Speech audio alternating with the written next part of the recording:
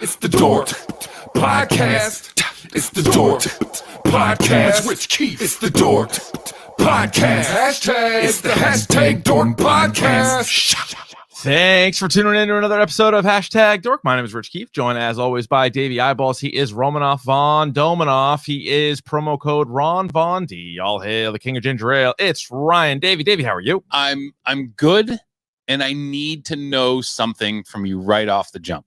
Okay. Ask me anything. AMA, classic Reddit style. I think You Should Leave season 2 has been out for 2 weeks now. Well, week and a half. Not 2 full weeks, right? Almost a week. A week. How much time have you spent adding shit to that soundboard? Here's the thing, believe it or not, 0 time. Because I thought the episode we did on season 1 of I Think You Should Leave, yes, we didn't have a single sound drop, and I think it was one of our better episodes. Okay. I don't want to ruin it. I would rather us organically talk about it, laugh about it, and then after that episode, I will go back and add things. But I don't want to do it. I don't want to play the stuff during that skit or while before we're talking about it. Yeah. And right? Not only that, how many watch throughs are you in right now? So here's the thing, a few, but also I've had to kind of go a la carte for my wife. Because for some reason she has like a mental block about, she like doesn't want to just sit down and watch the whole thing. But then she's like, all right, play me one. So you're on the spot. So I'm like, okay, Johnny on the spot now. So the first thing I did was play Carl Havoc for her. Genius. She choked on a mozzarella stick. That's not a show you can eat food while you're. No, please don't. Or drink. Don't eat or drink while watching that show. Yeah, you got to go in between when they're doing like the little cut in betweens. But so she loved Carl Havoc, and then I was like, all right, what else are we gonna show her? So I showed her Coffin Flop. I showed her Haunted House. I showed her any of these fuckers. I'm not trying to be funny. I'm not trying to be anybody's worst day on the job. But do any of these fuckers hop out of the wall, have a really big cum shot? No. Okay. So she liked that one. The Shark Tank one, she loved that one. Yeah, that one was good. And popcorn. She loved that one. I'm trying to get my wife to come around on Little Buff Boys. She hates it. I like Little Buff Boys. Oh, I showed that one. She actually liked it. Oh, we goosed him a little bit. What are you doing? We goosed him. We goosed him. They're goose suits. We goosed crop. We goosed him. Crop. Ooh, that's crop. Who's the crop? Who's the carved beef? Who's the carved ham up here? I don't. This isn't a typical Tuesday for me. So I showed her that one. What else? We probably saw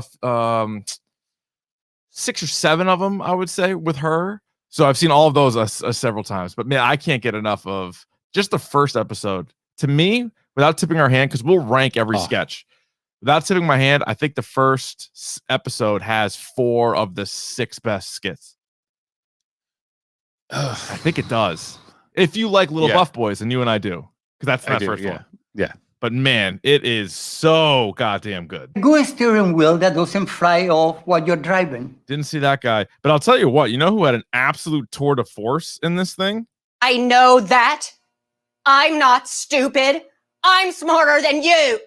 2 sketches for that lady, both home runs. In fact, I showed Katie Tables too. Yes. Tables. I love Tables.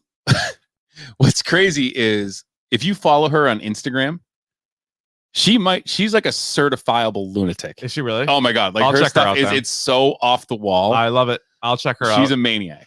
And the other thing, and I see some of the people in the chat, like that's the greatest thing about this show is you can have 10 people that all love it and all have a favorite sketch. Yes. It's not like one unanimous thing. So I can't wait to talk about that. So that'll be in 2 weeks because next week we got to do Loki.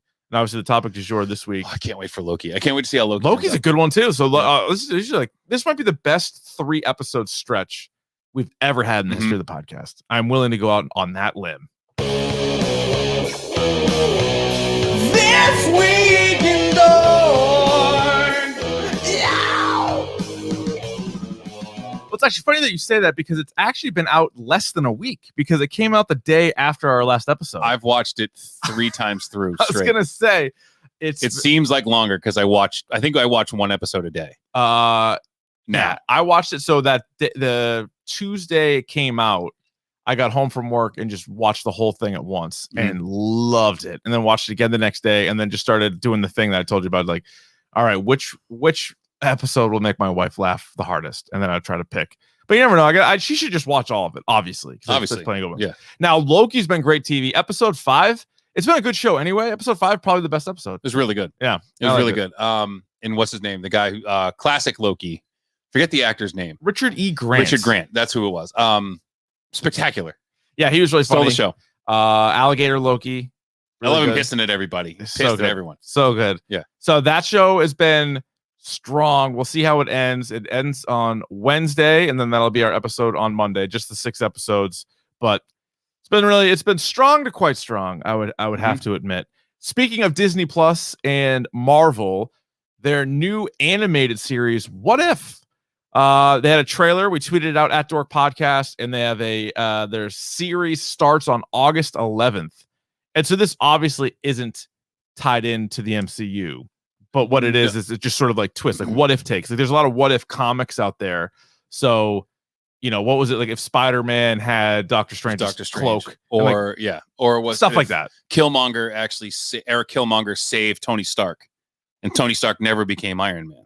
Right. There was also what was the other one? Like if Vision got the Infinity Gauntlet, stuff like that, I think is going to be on there. But this Chadwick Boseman already did the voice for this. Yes. So he will be in this. So that'll be cool. I don't know. We'll see how good it is. Maybe we'll do an episode on it. It might be worth doing. We'll see how that goes.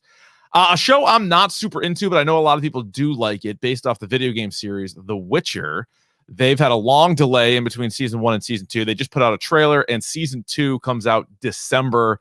Is this up your alley? Yes, it was good enough. I didn't play the first game or the second game. Actually, I wound up playing The Witcher 3. All right. Never finished it. That's like my bad video game take. I got to go.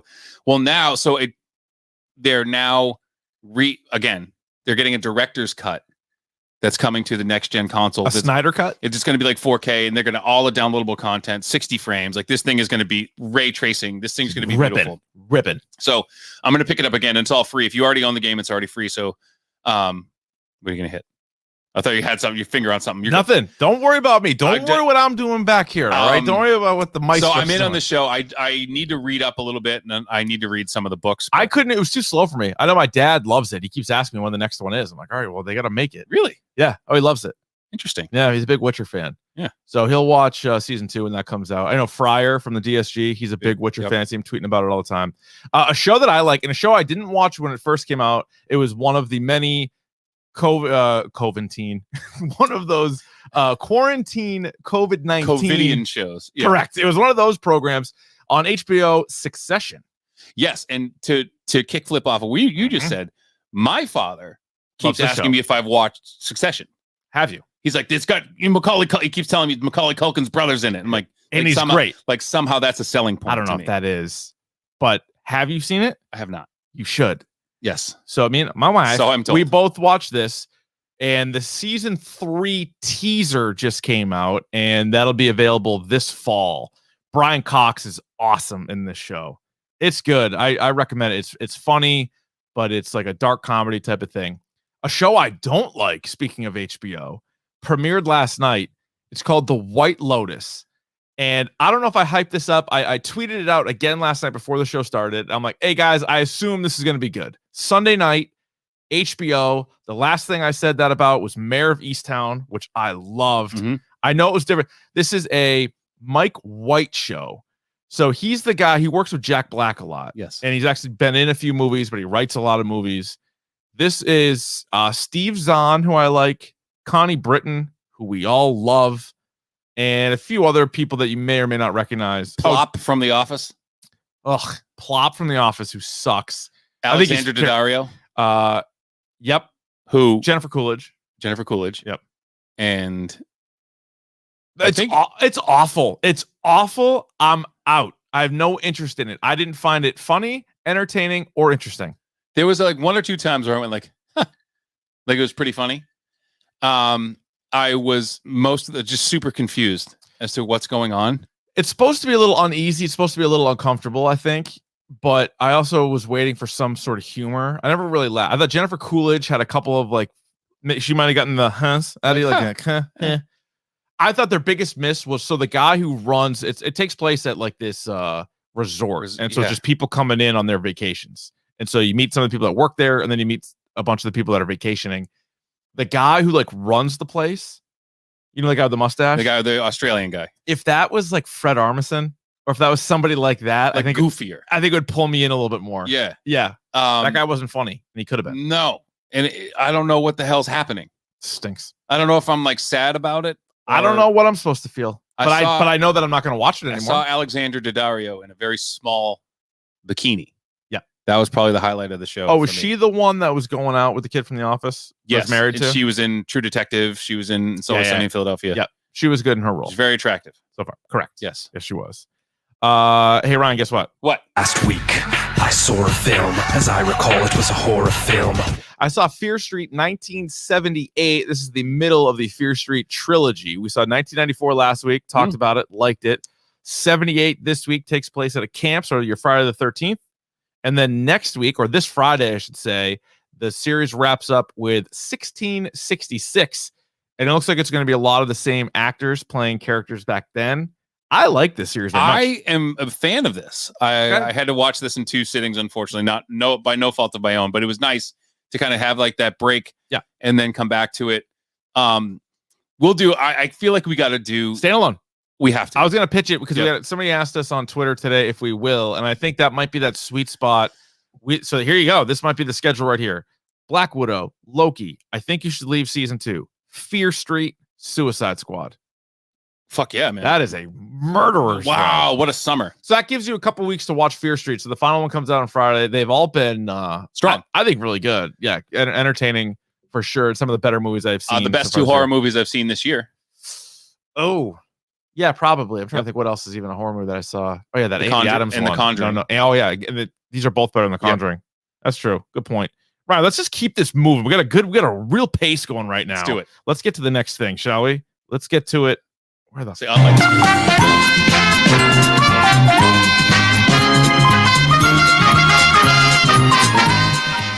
I have bought this? It's America's favorite show within a podcast, and that is where you send us an item that you purchased that it was minimum $25. You can email that in, dorkpodcast@gmail.com, and Davey and I will decide whether or not you should have bought this. This segment, of course, brought to you by 47 Brand. Go to 47brand.com, order a bunch of hats like the one I'm wearing, like the one Davey's wearing. They got shirts. They got all kinds of awesome stuff. They keep all putting kinds new of stuff. Shit. Hashtag dork is the promo code, 20% off your purchase. It's amazing the shit you can get on that site. Check them out. That's the deal. By the way, local company too. So support local businesses. Yeah. What's wrong with you? You people, you fucking skunks. You want a new hat, don't you? You probably do. They got every goddamn kind of hat. Seriously. You want a local team hat? You want a minor league hat? You want an old school hat? Pick your own hat. I'm not going to tell you what hat to get. I'm just going to tell you. I'm not going to tell your business. To use hashtag dork at checkout. So should I have bought this? This one comes in from Josh. Let's pull it up on the old screen here, Ryan.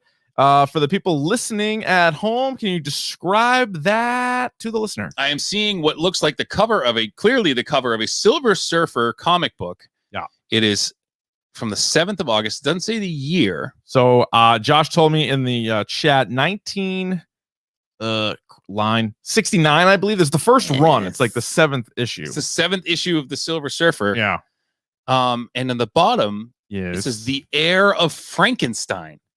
How do you like that? Which is, I like when they used to kind of cross over with some of those guys, you know? Frankenstein. What's wrong with that? Which is not the name of the monster. No, they would just be the monster. To which I say, if you thought it was, read a fucking book. Okay. We're not going to get preachy here on the podcast. So, all right. Josh was a longtime listener. He says, it's a little beat up. He says, to be fair, a little beat up. He says, probably fair, maybe to good condition if it was being ranked or rated. He thinks it would range between $75 and $200. He paid $40 for it, and he's a huge Silver Surfer fan, and he was adding it to his collection. So, should he have bought this? Now, Josh, his Twitter handle is Norin Rat. He's a huge Silver Surfer fan. Huge Silver Surfer I love fan. Silver Surfer too. I got a soft spot in my heart for Silver Surfer. And a fan of the podcast. Yeah. I'm saying if you have a collection going and your Twitter handle is Norin Rad. This is how we do it. This is how we do it. Yep, that was an easy one. Unanimous. This is how you do it. And I would also add this. Keep sending them in, dorkpodcast@gmail.com. We try to get to one a week as we go forward. We have a little bit of a log jam here, but sometimes we'll leapfrog them if we get some really good ones coming in sooner. Also, about a month from now, August 15th, we're going to have our next live show at Idle Hands in Malden. Yes. The two of us and Mac and Goo are going to be there. And part of that show, we are going to do Should I Have Bought This? Both live and ones that you have mailed in. So if you mail them in, we're going to have a projection screen there. We're going to put it up on the board and people can take a look at it and the whole crowd can get involved. So continue to send those in, dorkpodcast@gmail.com. Also, if you want to bring it with you, as we said, Dork Teaks Roadshow. If you want to bring it in live, we can do it that way as well. Yes. But, and I have another Should I Have Bought This? I tweeted it out. And if you guys are with me, you're on my side, please go and talk to @Rye the Girl, because there was a taxidermized turtle dressed up like a Ninja Turtle. Get the fuck out of here! And she told me that I was not allowed to bring it into the house. How much does it cost? $120. Seems high. For a real turtle. Yeah, but it's dead. It's a dead turtle. It's not like you trained a turtle to like wear the suit and do swords. They ain't got no souls. Wow. I don't have to get permission. He should be buried like the rest of the dead turtles. Ugh. I don't like it. I want a taxidermized turtle. Taxidermized turtle that looks like a Ninja Turtle. Is snakes out there this big? Yes. It's a turtle. That guy was also selling, or someone else was selling, a boar's head mounted on a wall, and he dressed it up to look like Bebop. Get the fuck out of here! You don't want that either? I don't like playing with that stuff. And I don't think we should be doing that. Have you seen Fear Street? I have. I liked Fear Street, both of them so far. Which one did you like more, real quick? I kind of like the second one. I kind of like the camp one. Yeah, I think I like 94 better, but I think it's more... I like Scream more than Friday the 13th. And I know they're very different, but I'm just saying, like, I like the night, but they were both good. I saw a lot of people on Twitter like the second one more. That seemed to be kind of somewhat unanimous. Yeah, and I think because you get a little bit more depth in the second one. You know, the first one's kind of a table setter, which you are a slasher guy. So I like a slasher. Yeah, I like a slasher. All right, let's get to this. It's time for Davey's video game minute, even if it takes more than a minute. All right, Davey, what do you have? So to kick flip off of what you just, should I have bought this? Right? Yes.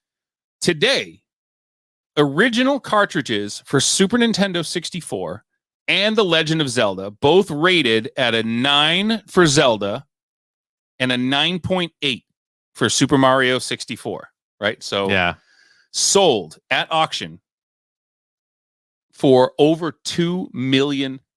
Insane. So the original Zelda went for, I believe, like $600,000. No, sorry, $870,000. Crazy. And with the gold cartridge and everything. And Super Mario 64 sold for $1.56 million. I don't get it. I just don't get it. Like, what? But isn't that crazy? That is crazy. It's absolutely crazy. I would like to give a shout out to today, or it was yesterday, was the 40th birthday of Donkey Kong. Happy birthday, Donkey Kong. We know the King of Kong, of course, friends of yours. And I tweeted out, I wished everybody involved with the game a very happy anniversary, happy birthday. And I said, except this guy. With a picture of Brian Koo. He stinks. Fuck that guy. Fuck Brian Cody. Speaking of fuck that guy. Yeah. The last thing I'll bring. Oh, by the way, I'll do it at the end. Okay. Fortnite has another update now. We are introducing Neymar Jr., the soccer player, and LeBron James. No. LeBron James is coming to Fortnite. Get the fuck out of here! Take a hike. Get out of here. Don't need it. Fuck LeBron James. And I almost called into your show today because I don't know if you saw what he said about being a Laker. He said, did you hear this? No. Did you read this? No. He goes, nope. Are you familiar with this? No. I know the player. He goes, I want to finish my career as a Laker. whether that be 5 years, 6 years, 7 years. Yeah. He's 37 or 36. Yeah. Like you're not going to play for 7. You're not Tom Brady, right? No. You fucking cry every time you get bumped. I don't want to hear it, right? Right. And then he says, it's unbelievable for me to be playing for such a storied franchise as the LA Lakers. Almost as unbelievable as starring in the new Space Jam. How do you take an honest question and somehow spin it into plugging your bullshit? He did the same thing after they got eliminated this year, and they asked him about the Olympics. He's like, "Nah, I'm not going to the Olympics, but I am going to be playing for the Toon Squad." We're like, "Oh, for Christ's sake." Jesus Christ! Like, how shameless are you? We got it, dude. You already got paid. You're right. You got paid. You made the movie. Yeah, but he's like a producer. He's like the Braun Productions.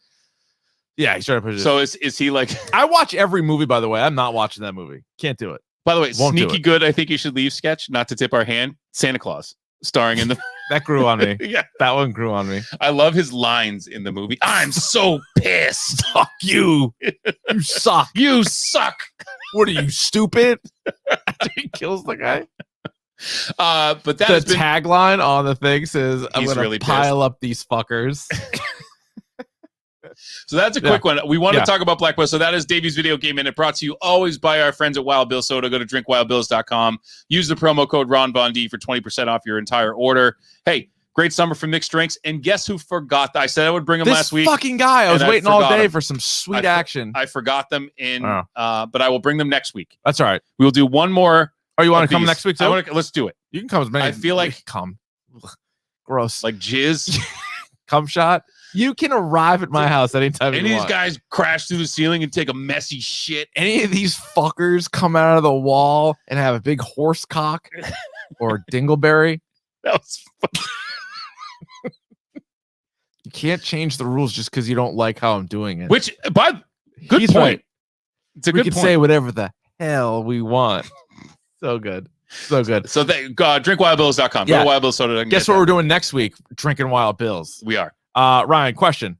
Y'all ready for biz? Well, I'm glad you asked because it's the topic of the day. Topic is Black Widow. Finally, after about 10 different release dates, Black Widow came out this past weekend. It, of course, is the 24th movie in the Marvel Cinematic Universe. It has a runtime of 2 hours and 14 minutes. It was released both in the theater and on Disney Plus Premier Access for a cool $29.99 on top of the subscription. It is currently on Rotten Tomatoes, rocking an 80% by the critics, 92% by the audience. Before I get into the real question here, did you watch it on Disney Plus? I did. I did not go to the theater. And again, $30 sounds steep. You know what I said this last time. You know what I didn't factor in for people like us? Babysitter. It's $100 a night. It is. Between babysitter, drink or two, popcorn or two, candy or two, maybe even stop for dinner. Like the whole thing adds up.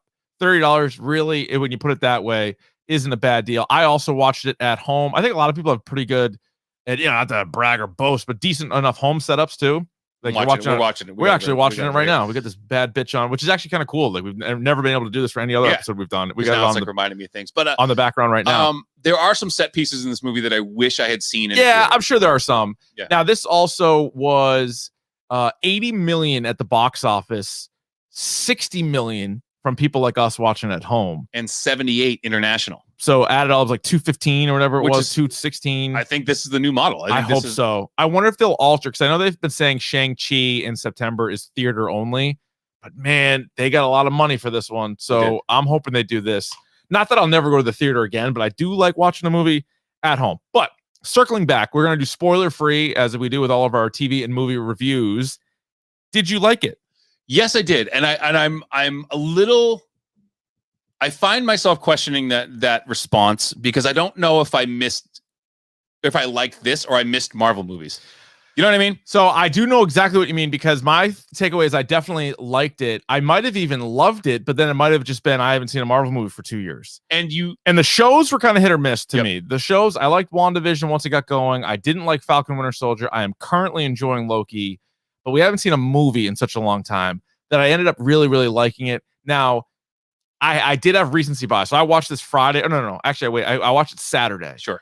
So Saturday and Sunday, I probably liked it a little bit more than I did today. As I was starting to think about it, and be like, all right, what are we going to talk about today? I still really, really liked it. But there is that part of you that's like, all right, we just haven't seen these characters or any of these characters in a long time in this setting. Again, a TV show different than a movie, but I definitely liked it. What do you think? What did you think of the story for this? Because again, you have a character who in the continuity is dead. Yes. And you're like, all right, but we want to kind of go back. And you're like, all right, so what are the stakes going to be? Like that's always the issue you run into, I think, when you have like a prequel, or in this way, kind of like you kind of Rogue One something a little bit, where you're like, hey, let's throw a movie in here. Let's tell a story from this time frame. Right. There were some cool things that they did with this movie, but you knew, like you said, you knew where Natasha's it had to go. Story. You knew how it had to end. You knew how it was going to start. And you knew how it was going to end. You knew that I can't remember her sister's name. Elena. You knew that Elena is in Hawkeye. Right. So there's not a lot of stakes in this movie. So it's tough. It's hard.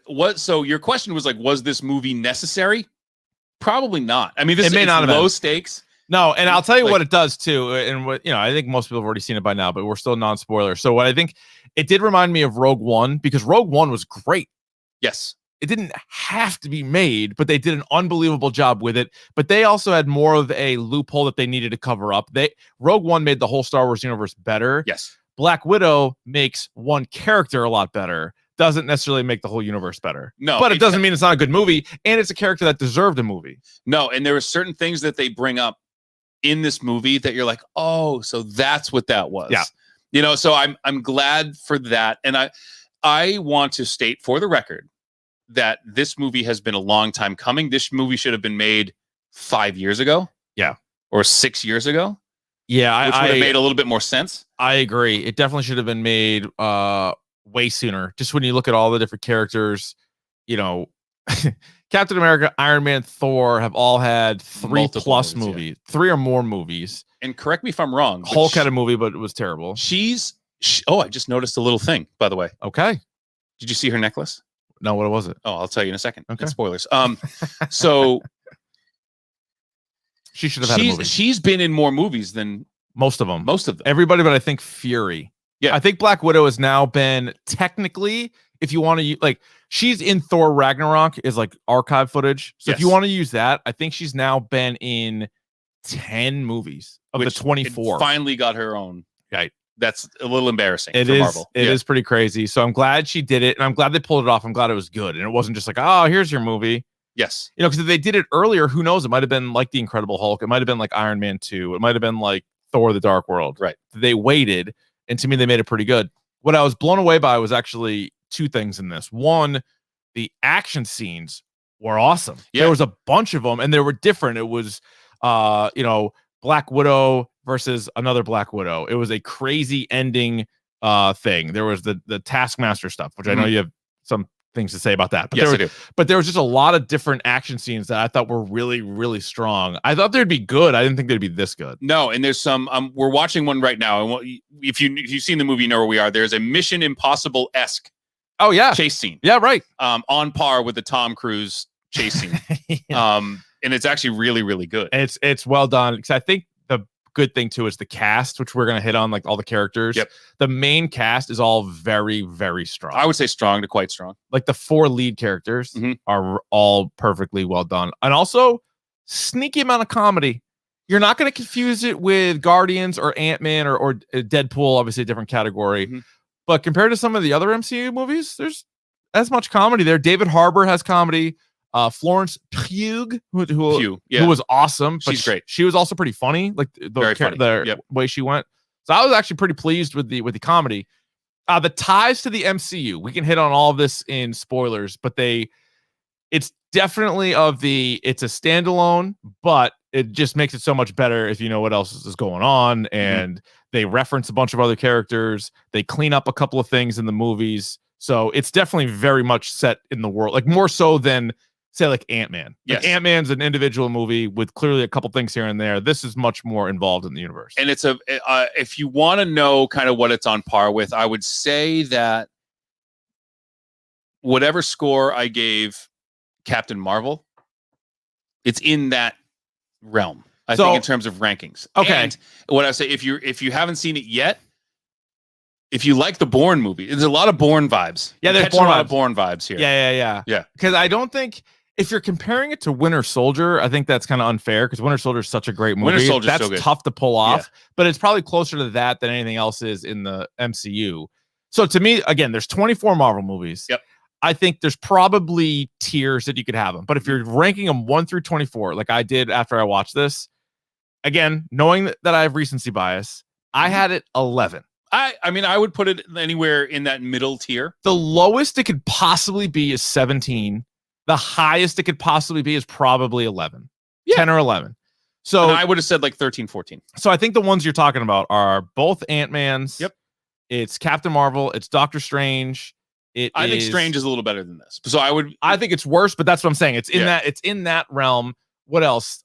Maybe the second Spider-Man movie. Or the first Thor or... Oh, I think it's better than the first Thor. You're right. I think there's probably 8 movies or so that are definitely better. There's probably 5 or 6 that are definitely worse. No, the brand of Thor, you're right. That I'm thinking about it now, and I'm like just trying to think of like something to compare it to. This is better than Thor. Yes. It's better than all the Thors except for Ragnarok. Yes. So again, I might move it down, but right now I have it at 11. So I'd be curious where you guys have it. You can tweet us at Dork Podcast, email us dorkpodcast@gmail.com, also on Instagram as well at Dork Podcast. But I liked it that much. Maybe it'll change. But right now, what is your hashtag Dork score? 4.5. Okay. I'm going 5. Okay. I'm going rock hard 5. And I think I'm a little bit more critical of one aspect of the movie than you are. Yes, you definitely are. Yeah. Just from our brief 10-second conversation before we went on the air, I think it bothered you more than it bothered me. So I'm going to say 5. You say 4.5. I originally thought 5.5 when I walked away, but I think that half stone might have just been missing Marvel movies. Yeah. And so I lowered it a little bit. And so I still think it's in also the conversation of best movie of the year so far. Because even though I gave Mitchell's versus Machines a 6, I've had to retcon that. I had the Days of Future Past that. Because it's not perfect. It's not the best movie in the world. It's very, very good. I love that movie. Yeah. But I would say like No Sudden Move that I just saw. That's the movie I gotta watch that movie. Judas and the Black Messiah, Mitchell's versus the Machines, and Black Widow. Any one of those 4 could be the best movie of the year so far. That's how I would go with that. Nice. Anything else non-spoiler? No. Okay. Spoilers! Spoilers! Here come the spoilers! All right, so timeline in this bad boy, it opens up 1995 in Ohio, and basically it's like the TV show The Americans. You have Russians over here undercover doing a thing. You also find out that it is not even a real family. Like at your first thought, you're like, all right, this is the family setup. It's not.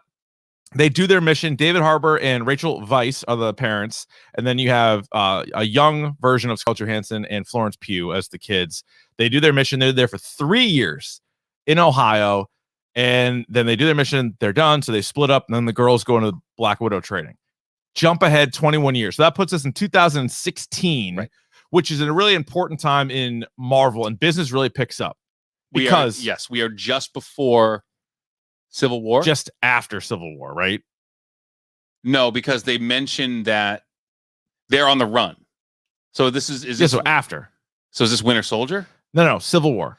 Stay focused. No, what I'm saying is like they're on the run, and then Civil War. Who's on the run? So it might be like, but it might be like in that. No. I'll tell you exactly what it is. So here's what it is. So Civil War is in 2016.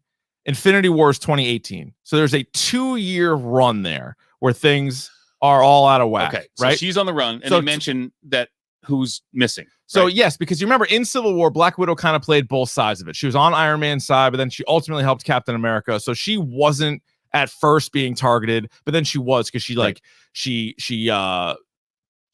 pumped fucking Black Panther with like a stun gun or whatever. Remember, she like knocked Black Panther down. But then she has a conversation with Tony Stark, and she's trying to explain to him like what the fuck's going on. And then Tony's like, well, Ross isn't going to give up looking for you and whatever. So Tony doesn't bring her down, but they have that last conversation, and then she's gone. So then this movie starts with Thunderbolt Ross chasing down Black Widow.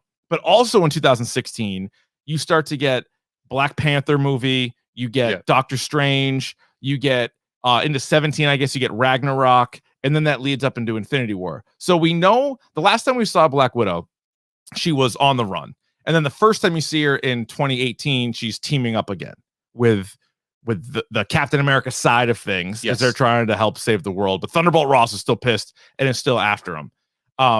So I like that part. And what also this movie does, we'll sort of jump around here a little bit, but what this movie does is at the very end of Civil War, there's sort of an unknown, we don't know how much time, but there's a little bit of a time jump, and Captain America goes to the raft, and he breaks out Falcon, Hawkeye, Wanda, and Ant-Man. Yes. What we find out is that Black Widow is actually a part of that, because at the end of this movie, Black Widow gets that jet thing from Mason, who's also known as the Agent in comics. Gets that jet. So clearly she went with Captain America to the raft. So that's why I was saying it's kind of like Rogue One, where we just sort of like, all right, Captain America broke them out. Got out. But there's probably more to that. If that's supposed to be the toughest, highest, security prison in the world, they're going to probably need a little bit of help. So Black Widow is a huge part of that. And I also thought it was cool because if you jump to Infinity War, one of the scenes, the first scenes you see with Black Widow, they have the hologram of Thunderbolt Ross, and he's talking to War Machine. And then the first person he talks to when he sees them all walk in is Black Widow. And he says something to her like, where do you get the nerve? So it's like kind of like a little dot connecting, because obviously she's eluded him for a couple of years, and he probably also knows that she was a part of breaking those guys out. Kind of cool. See, that's some good dot connecting there. Yeah, I like that. That was pretty good. Yeah. So again, Cows, you don't really know what happened with some of these characters. So like in Infinity War, they try to explain, they give Hawkeye a little bit more time, right? Because they're like, all right, here's what happened after this. Hulk and Thor were obviously in Ragnarok. And, Panther was doing his thing, and Strange was just sort of developing. So we didn't really know what was going on with Black Widow. She did have a window in time where she could do all this stuff. Which is nice, and that's a nice thing. Which is pretty good. You have really nailed that down. I've been thinking a lot about this. You've been really nailing that down. I let you go you were rolling. Sorry, I didn't know if you wanted to jump in there. No, you were doing such a good job. Well, you weren't sure what time it was. No, so I knew it was because they mentioned, here's what tripped me, because they mentioned that they're on the run because of her assault on the King of Wakanda. They say that. Yeah. So, which happened in Civil War. That happened in Civil War. I didn't know what kind of pocket of time this was at, but I knew Ross was after her. I knew that she shows up again, like you said, she wound up in Infinity War, where she comes out of the shadows with Captain America and Ant-Man, who was Nomad at the time, right? Kind of, yeah. And she's wearing the vest that she got from Florence Pugh. Yes, and what I mentioned before, if you look at her necklace throughout this movie, it's an arrow. The pendant on her necklace is an arrow. So another thing this movie does a good job of is not only does it strengthen Black Widow's character, in my humble opinion, but it also talks about her connection with Hawkeye and giving more gravitas to the scene in Endgame. Yes, and when they were talking about Budapest, when they were in, she kind of walks Elena through what happened, and they don't tell it all at once. It kind of happens over time. And she finds that vent in the subway, and she's like, we were up here for 2 days, and there's like little tic-tac-toe and stuff like that. Pretty cool. So it kind of goes through, and she walks her through what they were doing in Budapest. Yeah. So that was good. I thought that was good. Yeah, it definitely brings them closer together. There's a lot of references to like her being an Avenger, which is important. Yes. The connection between the two of them to reestablish that will be important moving forward. And we'll get into that as we continue to spoil. Do you want to do some of the best scenes or cool moments that you liked? Yep. Oh, you want to? So I did think that it was cool at the end, like I was just explaining about how they sort of now bring her in, and it actually made the end of Civil War a little bit stronger, and it just made Black Widow's character. She was already very important. We talked about how many goddamn movies she's been in, and how like early on dealing with Tony Stark, like when he was a young Iron Man and all that shit, and you've always sort of heard slight conversation about like her origin story, and this still isn't like a full-on origin story by any means, but it gives you just a little bit more of this world that she lived in, and like she's probably killed a lot of people, and it was nice to get that, round that out, and have her this be her, if it is her last thing, and just finally give that character her due. I thought the scene where they break out Red Guardian was really good. The family dinner. And scene. I thought they did a pretty good job making you care about those characters pretty quickly. Mm-hmm. So, because we already knew Black Widow, but the other one, like, I guess they're all Black Widows. Yeah. And then Red Guardian. But the show stealer for me in this movie was Elena, Florence Pugh. Mm-hmm. She absolutely stole the show. And she was, I mean, in the action scene, the fight scene she was in, she was great. Yep. Good comedy too. Like, and sort of like that she was dry, legitimately funny. like really funny, and like making fun of her sister, well, quote sister, for like posing. You're a poser. And then the sneaky funniest thing she did, she actually hit the pose and did it. And it was like she did like a little like she like shook it off. Didn't like it. I thought that was brilliant. I thought that was really good. And I also think we're gonna obviously get a lot more of her going forward. And I think that's great. Like, I think people are gonna like her. I think people are gonna miss Scarlett Johansson, but they're all aboard the new Black Widow. Mm-hmm. And again, just because we're talking about the character, jump ahead to the end credit scene. So there's one end credit scene. Yes. And it is Florence Pugh talking. She's at the graves. And then it jumps ahead to the time that we're at now. Mm-hmm. And then here comes Contessa Valentina Allegra de Fontaine, who shows up and starts talking to her and clearly has already established sort of a connection with, I'm assuming, Dark Avengers. Is that what we're going to be dealing with here? I think so, or like Secret Avengers or something. What do they call it? Yeah, because she has that rapport with the U.S. agent. So again, that's why this movie was supposed to come out before Falcon and Winter Soldier. So we were supposed to see, this was supposed to be Julia Louis-Dreyfus, Elaine Bennis's Marvel debut. Yes, was recruiting the next Black Widow to go hunt Hawkeye. Which again is going to be a big part of the series that you talked about on Disney Plus, which comes out this year, by the way. Which comes out this year, and I think what is going to there's going to be, with the events of this movie, what you're going to have is the two Hawkeyes against an army of now 3 Black Widows. Yep. Which I'm into that. Pretty awesome. Yeah. And then I think what it's going to eventually set up is at the end of the Hawkeye series, I think Kate Bishop's Hawkeye and Florence Pugh's Yelena Black Widow are going to be best friends. As well as they're going to get U.S. agent in on the thing. U.S. agent will be in there, and they'll probably, and then I'm sure Ant-Man's daughter. I'm sure Cassie Lang, bring in Cassie Lang in that, and we'll have like the Young Avengers or like. They got their work cut out for them though to make really people care about U.S. agent. But I think, but that's at least sort of what's going to happen. And so she's going to be hunting Hawkeye, which is a great premise for a show. Wouldn't a group of badass women telling him to like shut the fuck up all the time be exactly what that character needs? Oh, yep, U.S. agent. Like, shut up. Like, we get, that's true.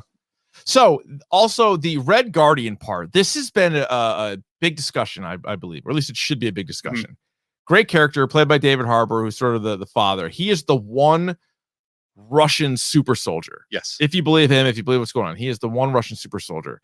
He is not only narcissistic, but he is also obsessed with Captain America. He really is. It says that he has had a lot of fights with Captain America. And so he's doing this, the arm wrestling scene. We're watching the scene right now. By the way, who is this guy that he's arm wrestling guy? He breaks his arm.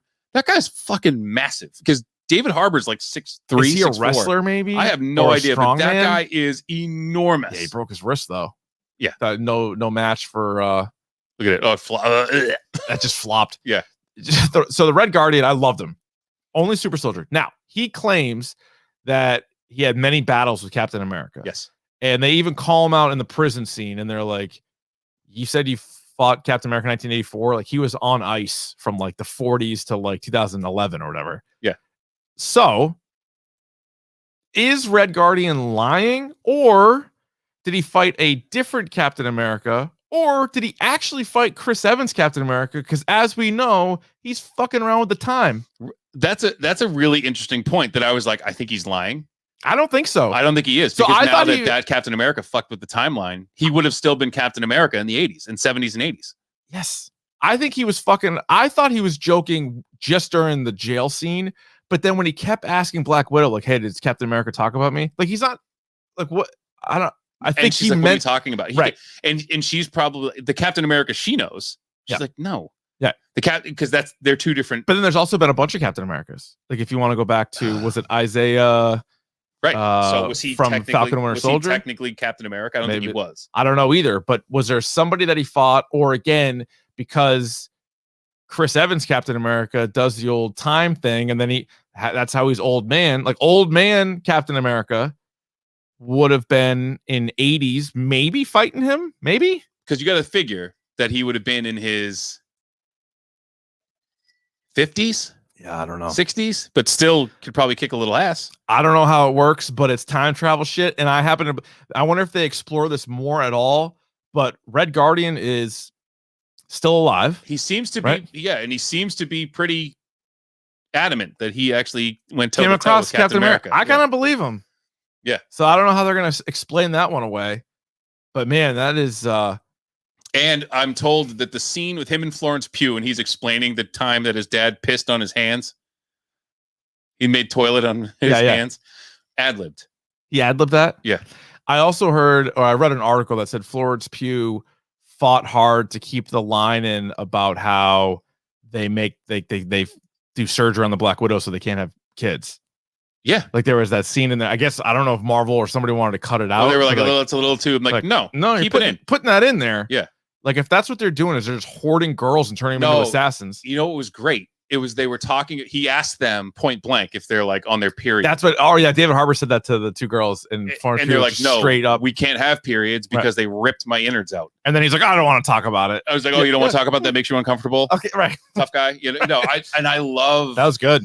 I love that. And as you will find, yes, I'm going to lay my hands on your shoulder right now and tell you, as we are in houses of women. We are in houses of women. That's right. Just the fucking nonstop. With my sisters-in-law and my wife, it's a whole thing, and my sisters. It's just like I'm surrounded by women who talk about this shit all the time. You got to get comfortable with it, boys. So you got to put it in there. Doesn't bother me anymore. Got to put it in there. Now, one thing that did bother you though was Taskmaster. Yes, I was a little bothered by the Taskmaster. Now, here's what bothered me a little bit. Okay. It wasn't that they switched who Taskmaster was. Because his name is Anthony, but they called her like Antonia, right? And it ended up being Drykov's daughter, who Natasha thought she had killed. Right. I don't have a problem with that. The problem I have is Taskmaster is such a cool character insofar as she, whoever, is a mimic. That he has like she has a photographic memory.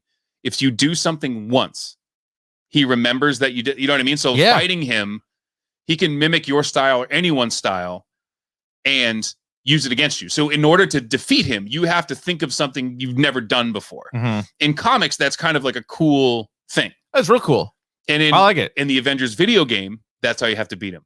In Spider-Man, the video game, when there's the Taskmaster side quest, you have to figure out like how to beat him. That was a cool one. And that's really cool. Just don't make her a robot. Yeah. You know what I mean? Like, don't make her mindless. Have that, like...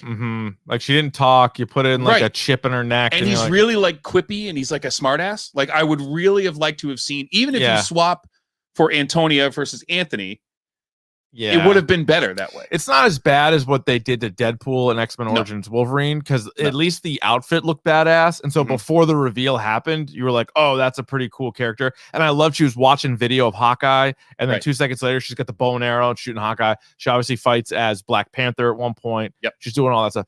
I didn't mind it as much, but I'm with you. Like, my big hang up on Iron Man 3, why I hated Iron Man 3 so much, is the Manchurian is such a good Iron Man villain, and then they just, like, punted that away. In kind of a creative way, but this was like they dumbed this down. Yeah. Oh, well, this they did. They dumbed this one down for sure.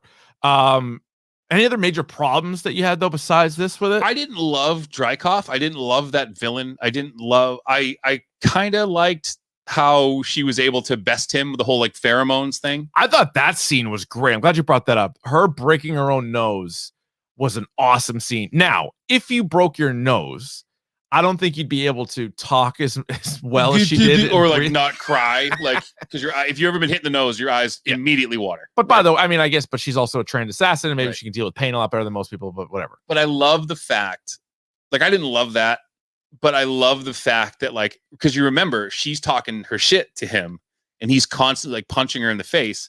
And she says something to the effect of like, you couldn't do it yourself. Awesome. So you couldn't punch me hard enough to break my nose. So I have to do it myself. That was all done on purpose. Yeah. Was kind of cool though. I think for characters like that, and one of the reasons why I feel like you like Baron Zemo and why Lex Luthor should work, doesn't always, is most of these villains can't compete physically with any of these superheroes, right? So you have to have something like that. So the fact that he has his own safety like pheromones thing is smart. Now, whether it could really work, whatever, who the fuck cares? Who cares? It's whatever. Suspension of disbelief. They're saying that it works, so I'm saying that it's worked. So he knows that he's always protected against them. But once they learn that, boom, you can do that. And now, by the way, why Superman video games don't work? It's too easy. Everything's too easy. Now, do you think that Rachel Weisz's character, Melina, do you think she turned too easily? A little bit. Because she seemed to be really like way more. We find out way more in line with Dreykov than the Red Guardian. In fact, he imprisons the Red Guardian, which seems nuts. So why? What I was tripping about is because mm-hmm. in the dinner scene, like she seems to have this whole thing planned out already. Yeah, but she doesn't tell the other two. She just tells Natasha. Right. Like, why wouldn't you clue them in on it so they knew what was going on? Yeah, I don't know why you wouldn't loop them in. I don't really get that part. Like, they're all on the same, but we're not all, because they get to the red room and they're not all on the same page. Right. You know, the red room was in the sky? No, I didn't like that because, all right. You know what else is in the sky? Shield. Lucy? Shield. In the sky with diamonds? Shield is in the sky. Mm. Don't you think they would have seen it? Hiding in plain sight. It does not look like, it's not inconspicuous. No. Big fucking space station. Guardians of the Galaxy would. Yeah, no one looked up and be like, oh, look at that fucking thing is. Yeah, there was that. Yeah, I didn't think Dreykov was a great villain by any means. But also, you're running it in 2016, and we've already seen all the movies afterwards. So you're also running the risk of like, how big can something be? Right. It's because it still has to be its own like little movie. Microcosm. Right. I think the word you were looking for. It needs to be its own microcosm. Right. Yeah, the idea of the Red Room, though, I think is a good one overall. And I mean, we already knew some of Natasha's backstory. Like, but it was nice to see there's more. Like, and there's a bunch they're of still them doing it. Yeah, right. And she kind of thought all along that she killed him and the daughter, and she didn't kill either one. She didn't kill either one of them. And I like the fact that she did the thing with like it's like a Jedi holocron that she found that all of the active Black Widows. Oh yeah. So now that had some X-Men vibes to it. Professor X. But now you have Elena and her team are now probably going to go around the world recruiting. Mm-hmm. They know who they are. Yeah. Which means in Hawkeye, you can get they can't run and they can't go anywhere because they make sure to mention that they're all over the world. Mm-hmm. That he's taken. Jesus, I don't want to get into the human trafficking thing. That was very. Yeah. I don't like that. I know. Like, so that was definitely one where they tried to have some real serious conversation and they kind of like skirted some of it, moved it around, reeled that one back in. Still Disney Plus. Yeah, you know, it was definitely. I think it's rated PG-13. Like, they're not going to go any higher than that. It's not less than that though either. I do want to see Red Guardian again. I don't know when or how we're going to do it, but I want to see him again. David Harbour's so good. He's great. Yeah, he's great. Like, he's funny. He's like a tough guy, you know, like he's like a real, but he's got the humor. He's funny, likable, sure, yep. You know, that Florence Pugh, something about her. Florence Pugh is great. She's great. She's really good in this. So she's the leader in the clubhouse for me for the Steal a Smooch Award. Is that right? For now, yeah. Wow, the leader. Who else we got? I mean, I don't know. Like, literally anybody in the world you could choose from. That's the thing about that game. I mean, in the zeitgeist, the social consciousness right now in the MCU, or anything we've seen this year. Conjuring, Godzilla versus Kong, Vera Farmiga for both. No. Both. Actually, I don't know if she's even in that one. I'm still, yeah. So we'll see her in Hawkeye. I'm really looking forward to seeing her in Hawkeye. I think that'll be really good. So that was my big takeaways. The action scenes were really, really good. There was a sneaky level of comedy. It more flushes out Black Widow. It takes you from the end of Civil War all the way to the beginning of Infinity War, and it cleans up the Civil War angle of it, like the raft escape with Captain America. It introduces us to the new Black Widow. Black Widow. There's Black Widow. You know what I mean. But she's the Black Widow. She's going to be the Black Widow. Yeah. Because I guess what they could have done, like what they're doing with Hawkeye, Loki, Falcon Winter Soldier, and WandaVision, they technically could have done like a Black Widow show, but I'm so glad they just did a movie. Because they could have stretched this out over six. But this is so much better. I feel like the second act in this kind of dragged a little bit. Yeah, they didn't need to do this part. By the way, this was one of the sneaky funny parts too, when they're arguing like how much gas they have and they're not going to make it to St. Petersburg. Yeah. And she's like, all right. And the next scene of the fucking helicopter crashes. I thought that was really fun. Hit the deck. Yeah. What do you think of the Black Widow white suit? I don't care for it. Okay. I don't care for it. All right. Gets dirty very easy. I can't wear white. I'm one of those people. Who No. Especially eating sloppy joes all the time. Yeah, all the time. I'm getting extra sloppy with those things. I understand. Yeah. Just a good Marvel movie. It was a fucking real good Marvel movie. So I have it at a 5. Davey has it at a 4.5. You're not going to blast through the wall and jizz, but you might come through the ceiling and take a messy shit. These fuckers. So next in phase 4, movie-wise, Shang-Chi comes out in September, Eternals in November, Spider-Man 3 in December, and then in 2022, Doctor Strange 4, which Taika Waititi says is the craziest thing he's ever done. Have you seen the pictures of Chris Hemsworth? I can't wait. Holy shit. He's enormous. He looks like the guy in that jail scene. Jesus Christ. Also, the Black Panther and the Marvels are all going to be in 2022. TV shows, we already told you What If is coming out. Ms. Marvel is supposed to be out this year. She-Hulk. And Hawkeye. No, Hawkeye this year. Next year is She-Hulk, Moon Knight, and Secret Invasion. Looking forward to that. We had a little pause last year in Marvel stuff. Who's going to be in She-Hulk? Someone's going to be in She-Hulk that I was... Daredevil? No, I forget who they said. It was like someone you wouldn't expect. Was it Daredevil or no? I hope it's Daredevil. Can you imagine that walking into a court and they like bump into each other? That's probably just a rumor. I can't imagine it's Matt Murdock, but like She-Hulk's a lawyer. How fucking cool would it be if she's walking into a courtroom? You don't need to bring him into the thing. Don't be a big song and dance. He's blind, right? So here you go. She's talking to someone. She's talking to anybody. She could be talking to Columbo, right? And she's walking through, and Matt Murdock is walking with the cane, bumps into her. Yeah. And he goes, like, "Oh, sorry. you're strong." Oh, or he goes like, "Oh, sorry." Yeah. Because he's blind. Yeah. And then she says, "I dare you to get out of my way." Yeah. And he goes, "How do you know?" Yeah. And then they make love. That's it. Yep. And then like Foggy's like, he's blind. Right. Or she like gives him a hard time, and Foggy's like, he's blind. Yep. Foggy, just for a paycheck. Right. You put him in that. Put Fulton Reed in everything. They should make that connection happen. Mm-hmm. But I don't know. This whole thing with the pigs was weird to I me love too. pigs, man. Pigs are so smart. I know. Pigs are so smart. Just casual Barrett 50 cal in this shed. Rachel Weisz has had a nice career. I can't look at her and not sing the song Edelweiss from Sound of Music. Oh. But Rachel Weisz. Oh. Where it's like Rachel Weisz. That's good. You know what I'm saying? I do know what I you're can't saying. do that. She was great in the Mummy not series. Do that. I understand.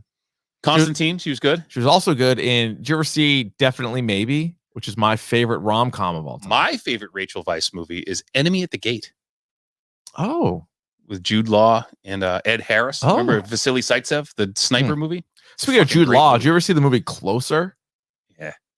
Yeah, kind of sexy time. Yes. Yeah, I thought so. Yes. Oh, partner swapping going on in that movie. Seemed like there are a lot of hurt feelings too. Yeah, that's what gets you. Great Damien Rice song at the end. Anything else you want to talk about Black Widow wise? Yes, there was one thing I noticed, and I brought it up to my wife. She didn't notice until I said something. The amount of camera angle, like right there, boom, butt shot. There are so many butt shots. A lot of Scarlet butt shots. A lot. They're like, listen, we're getting our 15 million worth out of you. Like, watch this movie again. Yeah. And watch how many times you see someone's flank. Okay. What's wrong with that? Nothing. I'm just, it was something, it was just, it almost became distracting. Oh, I also saw on Twitter, so I didn't see this my first go through, and I think it was written in Russian, so I wouldn't have been able to tell you. But in the jail scene, David Harbour's character has tattooed on his arm Elena and Natasha. Does he really? Yeah. That's what somebody said. That's so awesome. I'll take their word for it. But again, watch the low angle butt shots. That there was definitely one where Scarlett Johansson's like getting into a car and they had the camera down low and they never really raised it. It was just like on, I'm like, on her ass. They're gonna okay. Yeah. It's like Quentin Tarantino doing all feet stuff in all his movies. Yeah. You know? Well, it was a female director, so I don't know if she's into butts. She could be into butts, super into butts. I don't know. For all we know. I don't know. Anyway. Butt stuff. I like the movie. Now I own the movie. Yeah. And I'm going to watch it every day for 30 days. And then that way I can say I spent $1 a day on it. Butts. And I'm going to pause it for all the butt stuff. Yeah. And shut all the doors and light all the candles. Get in my silk jammies. Oh, were you watching Black Widow again? Yeah. Uh-huh. I cannot wait for I love him shoving himself into the suit. Absolutely shoehorning himself into that Red Guardian suit. He's like, still fits. Alexi. Good stuff. Yep. I like the movie. But anyway, let us know what you guys think of the movie. Black Widow's the movie. Pick of the bomb. Pick of the bomb. Pick of the bomb. Pick of the pod. All right, Ryan, would you like to kick, receive, defer, or you may also choose on this night to defend a goal? I will defer to you because we'll get there. Go ahead. Line. I already forgot. You already forgot yours? Oh, I'll go. I have a real issue with this pick of the podcast because it's such a great idea in theory, and then I ended up forgetting what my thing was going to be. Like I don't think that people know how much shit we have to watch. I've been watching a lot. So this is usually how I do the week. So I'll usually watch things the next day that it's on, right? So Monday will be Rick and Morty. Mm-hmm. And then Wednesday, actually, I watch Loki when it comes out Wednesday. And then Thursday, I watch Dave from the night before. Right. And then over the weekend, I try to watch Bad Batch. And then Fear Street. And then Fear Street. And then I Think You Should Leave again. I Think You Should Leave just on loop. White Lotus, I tried, hunted on that. And then I'm watching movies whenever I can. So obviously Black Widow this week. So it's a lot of that stuff. I was on a real good run of reading comics for a while, and then that sort of has stopped. I have been playing Mario Golf a little bit more. So Mario Golf, throw that out there. Man. I can't wait to get my PC and my PlayStation back and actually play some games. Yeah. That are like of consequence. But once again, the pick of the pod, actually, maybe going forward now for a month, will be the live show. So make sure you mark it in your calendar. August 15th. It's a Sunday. We're going to start at 3:00. And what we're going to do, in addition to Should I Have Bought This, is we did a Dork Hall of Fame episode a while ago. And so we'll remind everybody what those Hall of Famers were for movies, TV, video games, and comics. And what we're going to do is we're going to be like sort of a Hall of Fame committee. And the four of us are going to recommend something to go into the Hall of Fame. And then we're going to vote on it and see if it makes it into the Hall of Fame. So that's sort of going to be the topic du jour on August 15th at Idle Hands. Okay, so since we're doing that as the pick of the pod, the anti-pick of the pod, which we've done before. Yeah, the don't Someone list. mentioned in the chat, Josh and Hash King, Boss Baby 2 stinks. I'm not going to see that. I'm not going to watch that. It sucked. I don't want to watch that. So I had no idea what the hell was going on at any point. I didn't know what was going on in the first one. There was this whole thing with like babies and puppies. It was the fucking weirdest thing. You saw the first one. So you didn't go into it blind. No, you kind of I knew. Right. But even that, I'm like, how are they going to make a sequel out of this? And somehow they become babies again. Stinks. But was he running like a business? Sucks. Well, they grow up, but then they become babies again through like a potion. Baby of the year. Time for the in memoriam. Jeff Goldblum is like the bad baby. They grow up. It's fucking weird. At one point, they teach Greek, though. They're teaching the babies Greek. And they go, Opa! Mm-hmm. Classics. But right. Fuck that movie. Fuck Boss Baby. Wow. Or even the Romans or Greeks. Little Jiffy Jaffe throat slash. Did you see my wife? So I'm sitting there with my wife, my mother-in-law, and her mother. So my wife's grandmother. Mm-hmm. I put this on Twitter. And they're like, oh, there's nothing to watch. We had finished watching Jeopardy. They watch Jeopardy every night. And we were watching Family Feud. And we were playing. It's fun. And then they're like, oh, what are you going to watch next? And my wife is looking at me. And like, you know how they're like, you're clicking over in Netflix, but you're like looking at the other person? Yeah. And she put on, I Think You Should Leave. And I look at her, I go, what have you done? We got to Baby of the Year. My wife's grandmother was dying laughing. She thought it was the funniest thing. If Taffy Lee Fubbins isn't the best baby of the year, I'll kill myself on live TV. The oral thing got her. Oh my God. Conflicted about whether to say anything because I feel like Michael Patrick Porkins could win it even without the oral. His father didn't need to do the oral. And that is why this is so tough for me to tell about the oral. And they were like, who are they? Like, fuck you. Don't swear. Oh my God. What game show have you ever seen that had swearing in it? It was fuck you, Bart Harley Jarvis. Yeah, fuck you, Bart. And the girl stands up and like gives him the finger. She was crying laughing. It was so awesome. good. So watch that. Yeah, watch that again. Yeah. That'll be it. So that'll be our 2 weeks. Our lineup is a Murderer's Row coming up. Next week, Loki. The week after that, I Think You Should Leave season 2, followed by Fear Street, followed by The Suicide Squad. And I am going to make an executive decision now as the elder statesman of the Dork Shared Universe. Okay. No standalone for Bad Batch. Really? It's okay. I'm too behind. There's a couple of carryovers that I okay, like. So you can skip them. Oh, wow. Yeah. That's frustrating. It's super frustrating. All right. So we won't do that. Well, maybe we'll throw in a little catch-all at the end, or we'll hit you on that. So, all right, that'll be that.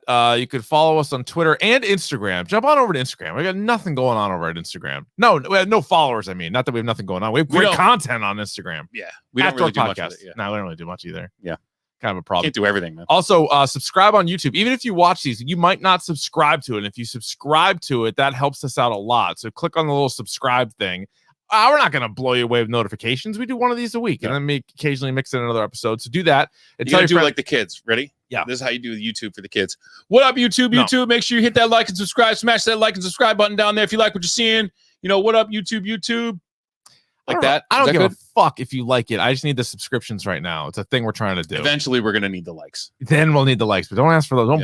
Don't blow your load asking for likes right now. Don't shoot hot cum for dingleberries. Horse cock. Yeah. So and tell a friend. Maybe they have a Gmail account, and you can go over to youtube.com/dork podcast. Subscribe there. You can write us a letter, and you can mail that to 83 Leo M. Birmingham Parkway in Brighton. If you want to write us a letter. Did I ever tell you about the time I got a handwritten letter from a guy that said I was nuts?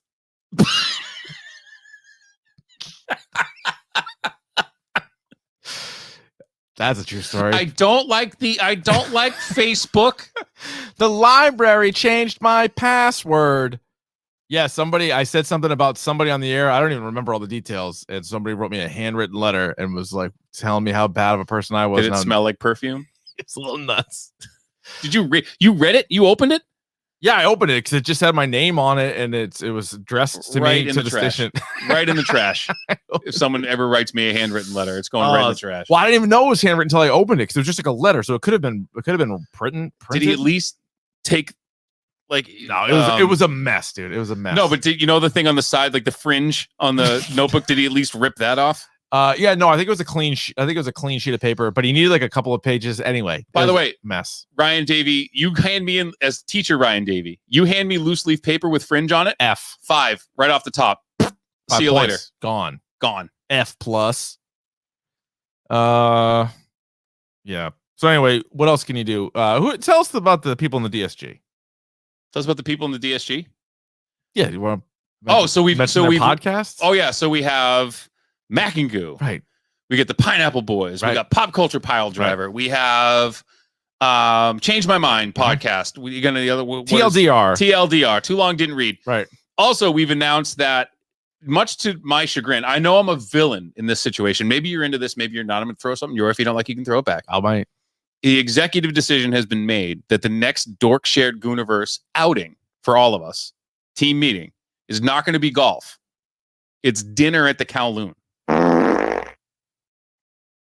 don't know if I'm not anti-Kowloon by any stretch. Apparently I am, even though I said nothing bad. And then we were joking about I thought you were going to say like paintball or something. No, how it should be like fun spot. Billy me or Billy him? Billy him teed Rossi up to like light me up about the Kowloon, and then Rossi angrily agreed with me. Correct. Davey said the food was overrated. Rossi freaked out. Davey said it's overrated. All right, the food's not that good. No, he goes, all right, well, they got a good comedy store or whatever. And I was like, and good. I said they had good drinks, and he's like, the drinks. I'm like, I said the drinks were. He was like, wrestlers show up. Anyway, we harp on that one a lot. So we're going to the I have to go to the Kowloon. All right, that's fine. I have no problem with the Kowloon. Yeah. All right, so we'll figure that out at some point. But you can follow all that stuff. There's a Facebook shared group and all that stuff. And again, email us or should I have bought this at dork or dorkpodcast@gmail.com. Ryan, what do they say, sir, about wombats? Jizz. And she probably got 5 new boyfriends. We haven't caught anybody coming out of the house yet, but just a matter of time. She's not lonely. I apologize.